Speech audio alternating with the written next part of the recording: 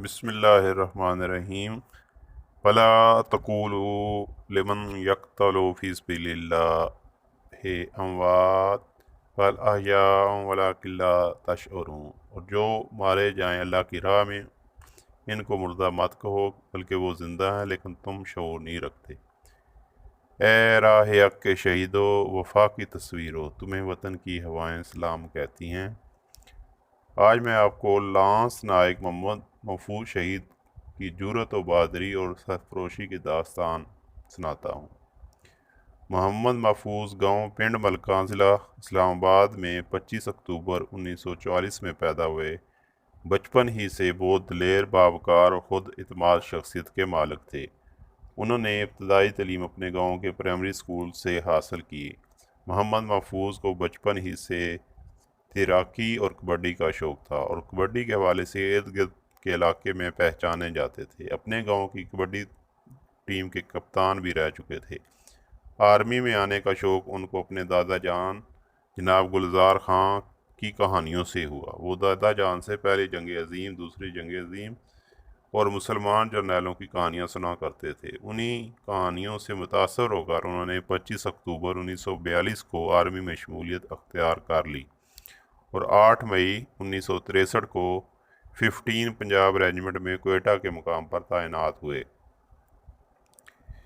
بہادری اور جان فروشی کی داستان اس طرح ہے کہ نمبر 222519 لانس نائک محمد محفوظ الفا کمپنی کی پلاٹون نمبر 3 میں LMG کے فائٹر تھے۔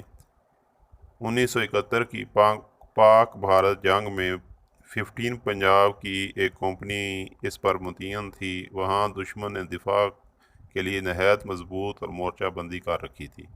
کچھ وجوہات کی بنا پر حملہ اپنے مقررہ وقت سے کچھ دیر بعد کیا گیا۔ اسی دوران روشنی پھیلنے کی وجہ سے دشمن لانس نائک محمد محفوظ کے نزدیک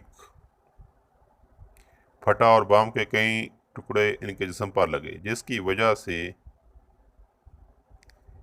لانس نائک محمد محفوظ کی مشین گن ناکارہ ہو گئی۔ لانس نائک محمد محفوظ سے 3 گز کے فاصلے پر اس کا ایک اور ساتھی جو کہ LMG کا فائٹر تھا شہید ہو چکا تھا اور اس کی LMG قریب ہی پڑی تھی۔ لانس نائک محمد محفوظ رینگتا ہوا اس کی طرف بڑھا اور اس LMG سے دشمن پر فائر کرنا شروع کر دیا۔ اس دوران اس نے دیکھا کہ دشمن کی ایک مشین گن اپنے مورچے سے ہماری طرف تباہ کن اور مؤثر فائر کر رہی ہے۔ وہ اس مورچے کی طرف رینگتا ہوا بڑا، مورچے سے تقریباً 10 گز کے فاصلے پر نعرہ تکبیر بلند کرتے ہوئے اٹھ کر دشمن کے مورچے کی طرف بھاگا اور لانس نائک محمد محفوظ نے دشمن کے آل فائرز کی جو کہ فائرز کر رہا تھا گردن دبوچ لی۔ دشمن کے باقی 2 سپاہیوں نے سنگینوں سے محفوظ پر حملہ کر دیا، لیکن اس شیر دل جوان نے گردن سے بڑی مشکل سے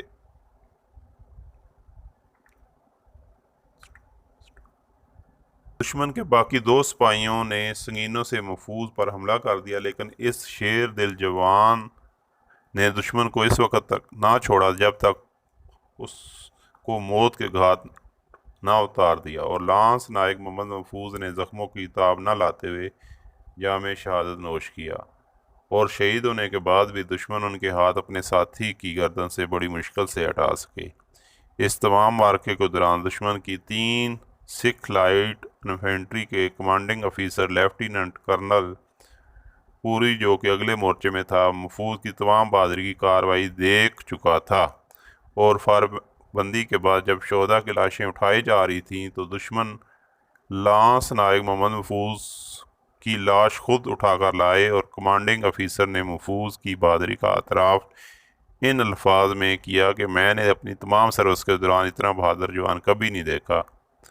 اگر یہ انڈین آرمی کا جوان ہوتا تو آج میں اس بہادر جوان کو انڈین آرمی کے سب سے اعلیٰ فوجی افسر کے لیے پیش کرتا۔ اور یوں 23 مارچ 1972 کو حکومت پاکستان کی جانب سے لانس نائک محمد محفوظ کو بعد شہادت سب سے اعلیٰ جنگی اعزاز نشان حیدر سے نوازا گیا۔